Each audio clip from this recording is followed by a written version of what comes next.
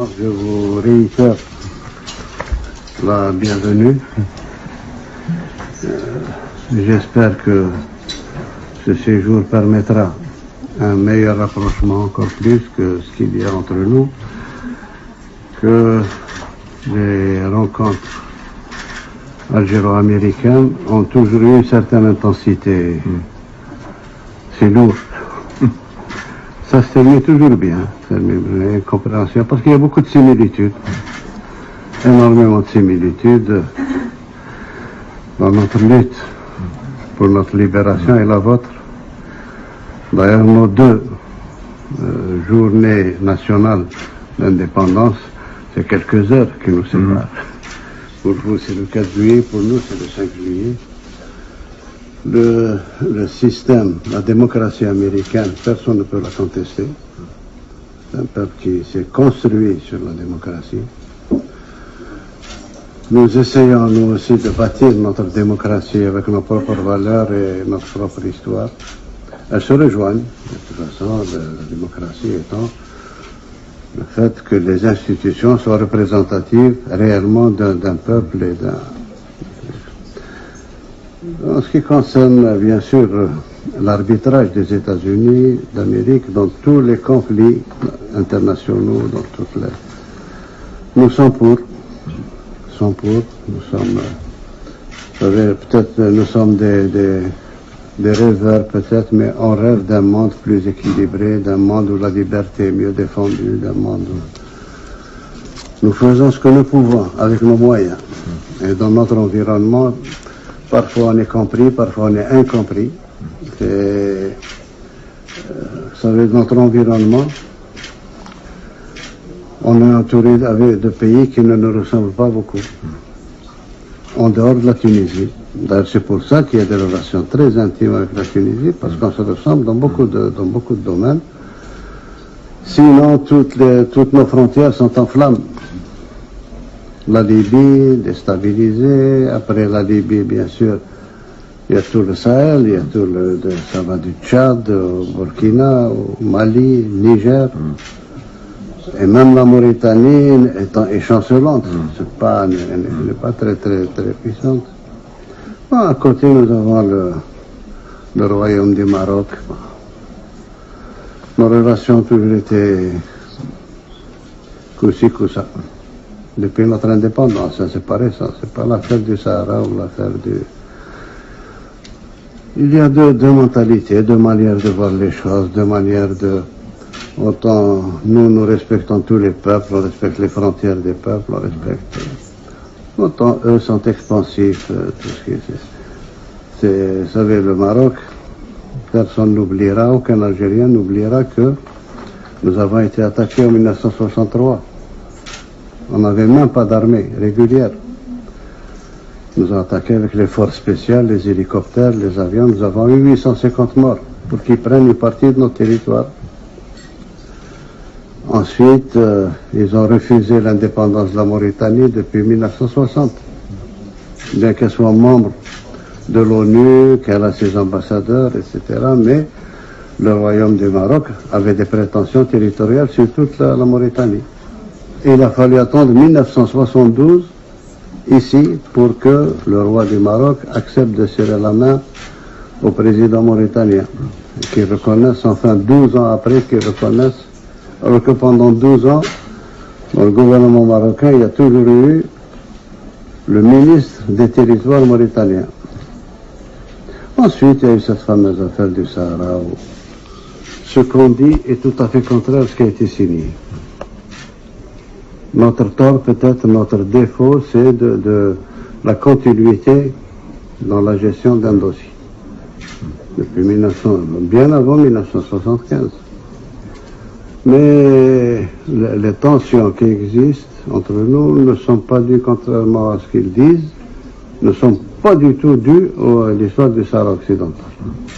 Pas du tout. C'est d'autres problèmes.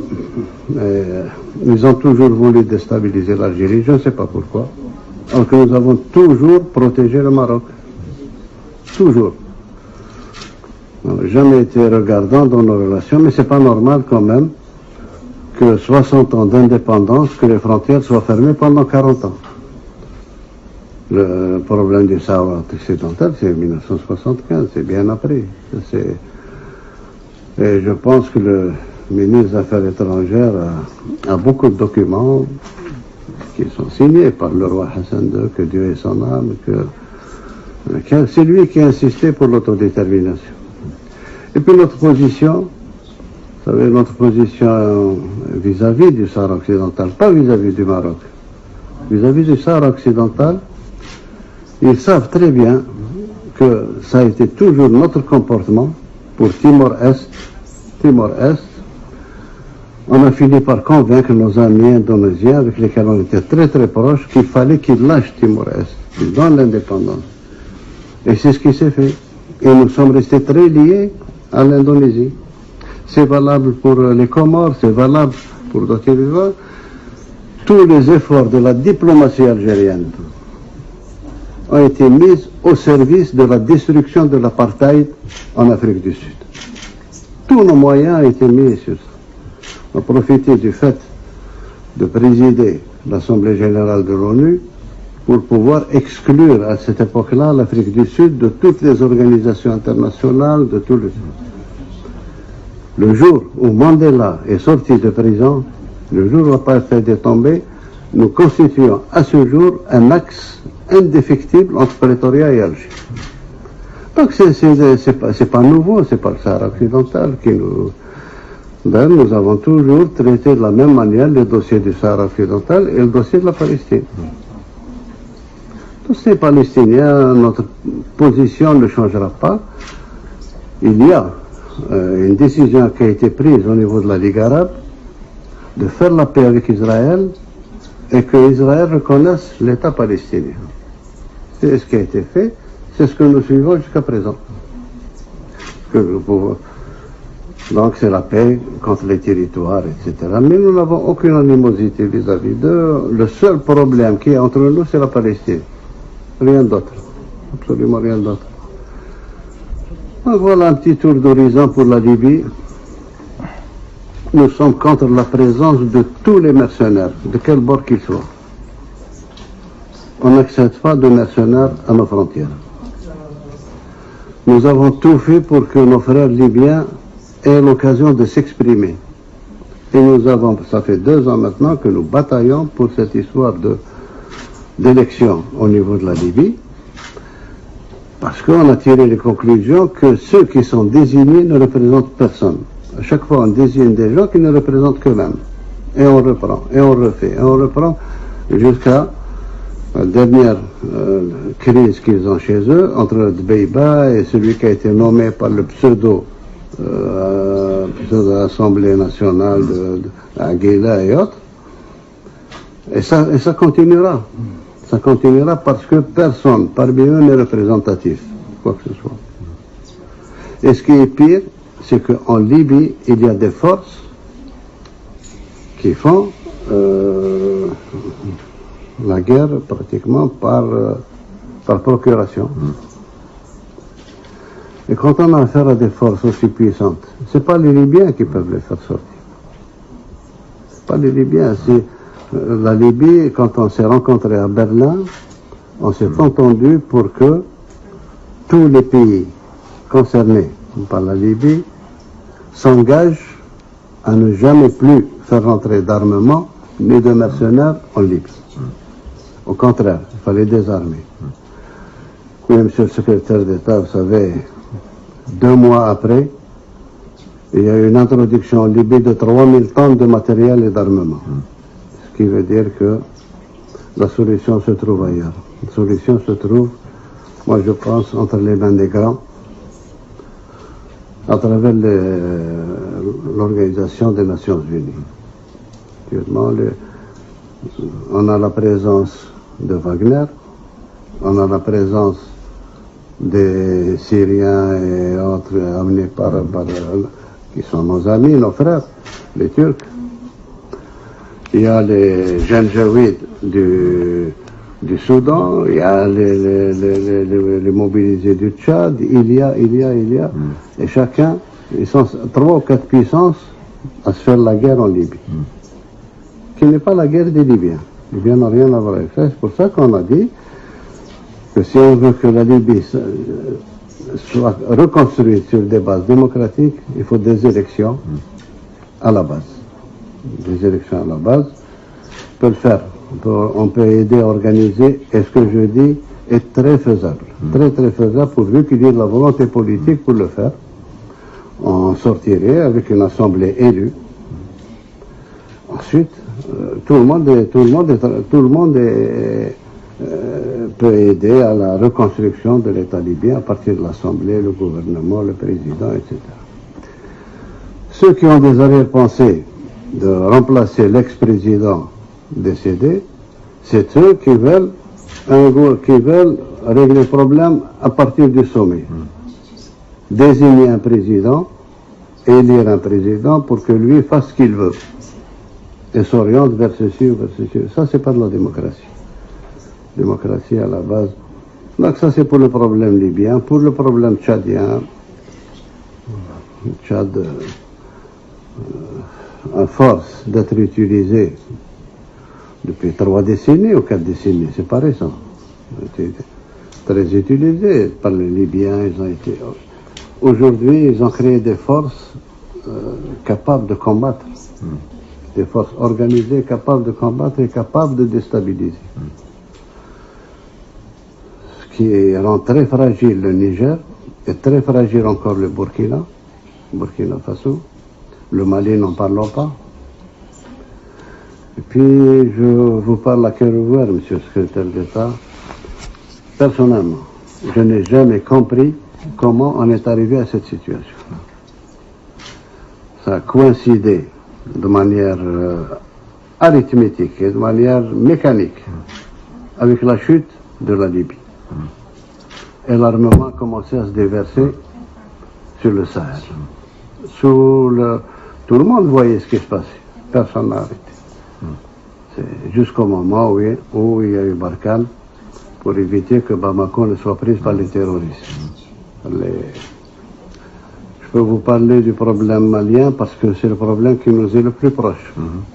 Très très proche même, puisque depuis notre indépendance, depuis 1962, nous n'avons jamais arrêté d'intercéder et d'intervenir entre les tribus maliennes. Comme c'est nos frontaliers, il y a beaucoup de Maliens dont les origines sont algériennes et beaucoup d'Algériens dont les origines sont maliennes. Ce qui fait que nous intervenons à chaque fois pour calmer les velléités tribales, les velléités ceci, cela, depuis Modibo Keïta jusqu'à ce jour. À ce jour, malheureusement, là aussi, il y a eu des interférences. Beaucoup d'interférences qui ne nous ont pas permis d'agir. Nous sommes arrivés aux accords d'Alger qui réglaient définitivement ce problème d'antinomie entre le nord Mali et le sud Mali. Il y a eu des intervenants, on n'a pas pu l'appliquer. Il n'est pas appliqué à ce jour. Et ils sont en train de tout faire pour que ça ne s'appliquera jamais. Ils sont en train de changer les données et la donne.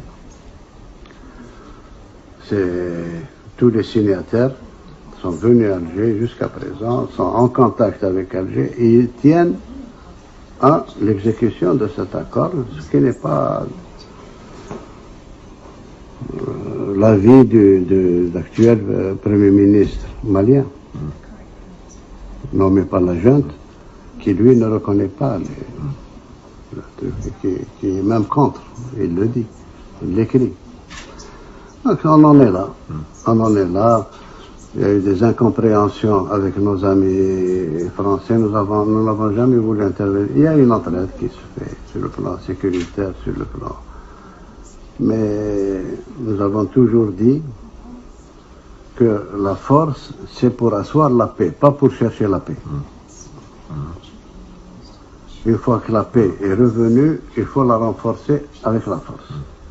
Mais en attendant, il faut chercher ailleurs. Une présence militaire dans un Sahara aussi important et avec cette multiplicité de problèmes ethniques ne peut servir que sous forme d'appel d'air du terrorisme, sous une forme ou une autre. Sous une forme ou une autre. Nous aussi, on a subi ce que nous avons subi. On nous a enlevé. Nous savons qu'est-ce qu'il a fait.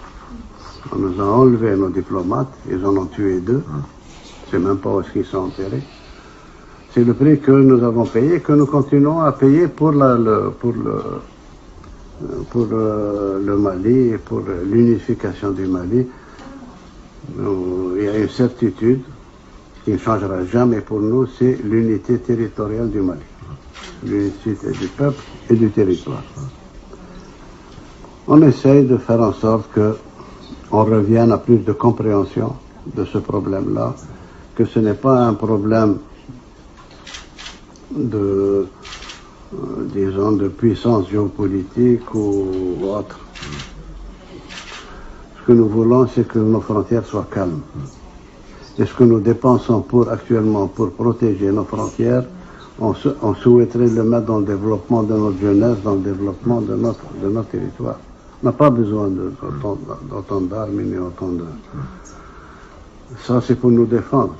D'ailleurs, nous avons une théorie militaire de défense. On n'a jamais eu une théorie d'attaque ou d'aller ailleurs. Jamais. Voilà un peu l'histoire. Pour peut-être couronner le tout, je pense que il est temps aussi qu'on s'occupe, nous sommes en train de nous occuper de nos problèmes internes. Nos problèmes internes qui font que, durant ma campagne électorale, j'ai été très clair. C'est rare quand un candidat à la présidence écrit ses engagements. Et moi, je suis tenu par ce qui a été écrit, parce que j'ai dit. Généralement, on dit que les promesses ne valent que par ceux qui y croient. Moi, je les ai écrits et nous sommes en train de les suivre. C'est un pays très jeune. Moi, je me suis attelé jusqu'à présent et je ferai jusqu'à la fin de mon mandat d'introduire le maximum de jeunes dans le pouvoir. De remettre le pouvoir pratiquement à ces jeunes-là. On a ouvert, j'ai éliminé pratiquement tout ce qui faussait les élections chez nous, l'argent, la tricherie, etc.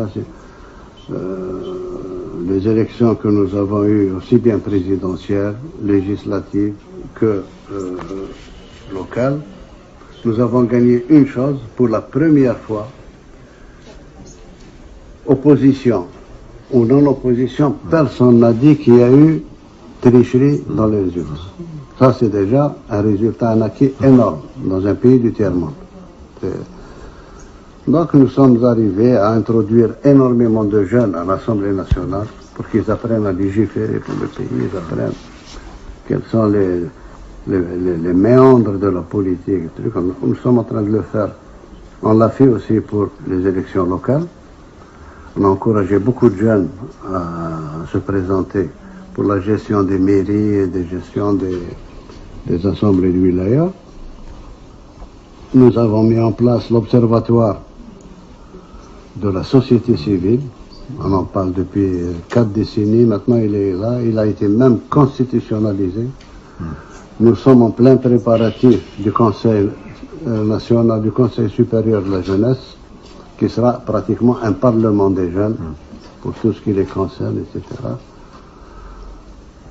Sur le plan économique, nous luttons avec toute l'énergie nécessaire contre la corruption, contre tout ce qui a sali notre pays et qui a détourné l'argent du pays alors qu'il aurait dû aller vers le peuple et vers le développement de ce pays-là.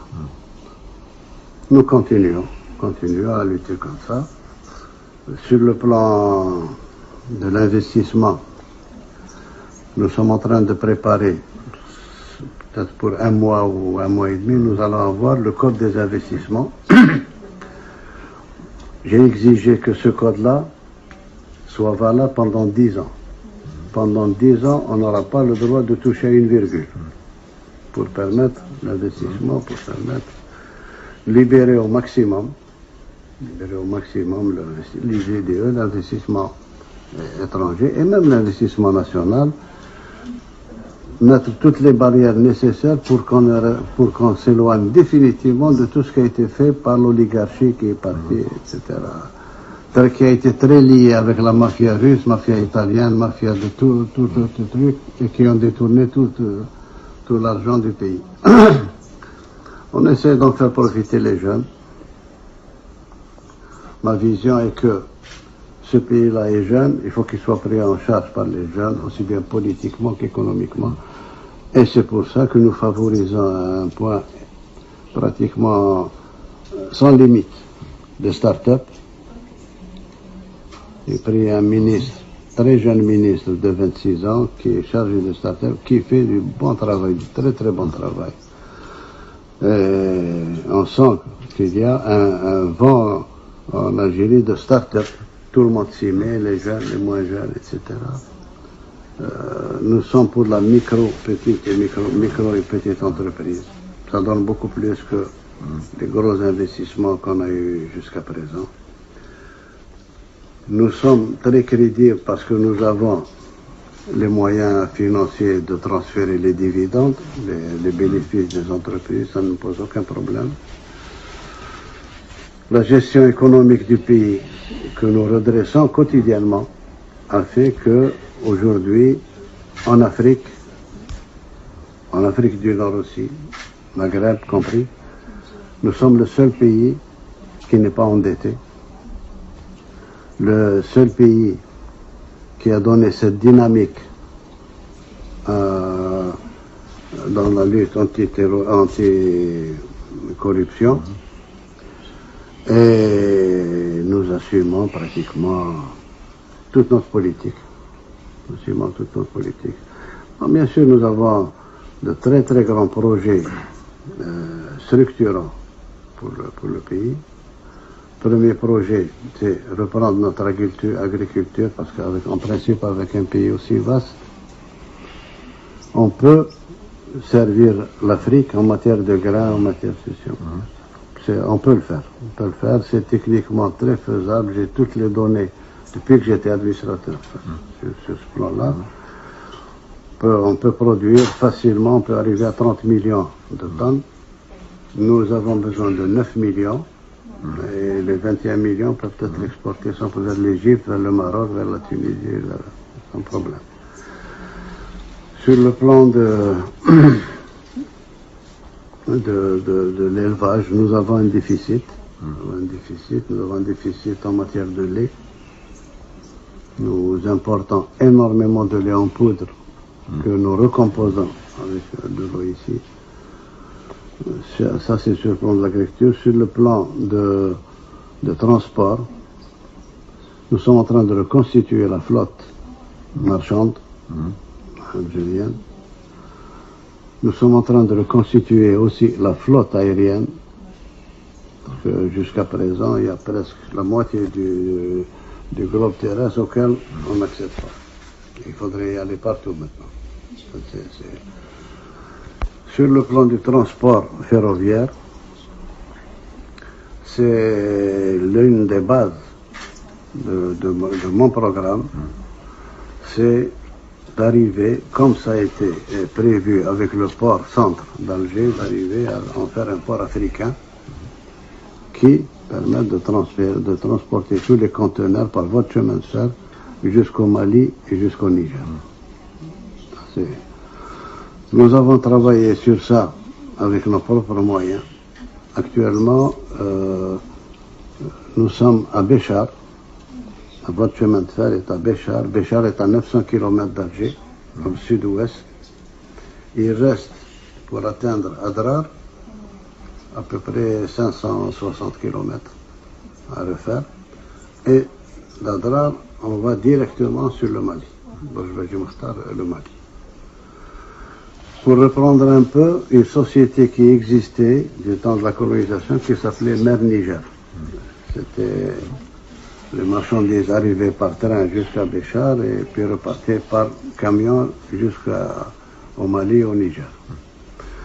Voilà globalement, de manière très très très succincte, l'Algérie, telle que je vous en parle. Je vous remercie de votre écoute.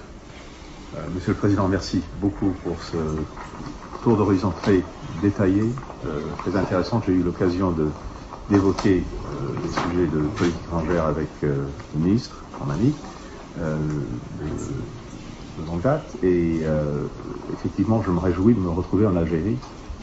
J'étais là en 2016. Je suis très content d'être de retour pour justement approfondir les relations entre nos deux pays, le travail en commun sur les dossiers de sécurité que vous avez évoqués et aussi le travail en commun sur les opportunités économiques, d'investissement, de commerce entre nos pays. Je crois que les projets de loi que vous avancez feront que le climat d'investissement sera encore meilleur. Il y a déjà une bonne fondation sur laquelle il faut bâtir, mais je sais que nous aurons l'occasion de rentrer dans les détails dans notre conversation à venir. But in any event, it's wonderful to be back in Algeria after last being here in 2016. Thank you for sharing this wonderful tour of the region, the world, and our relationship. Thank you.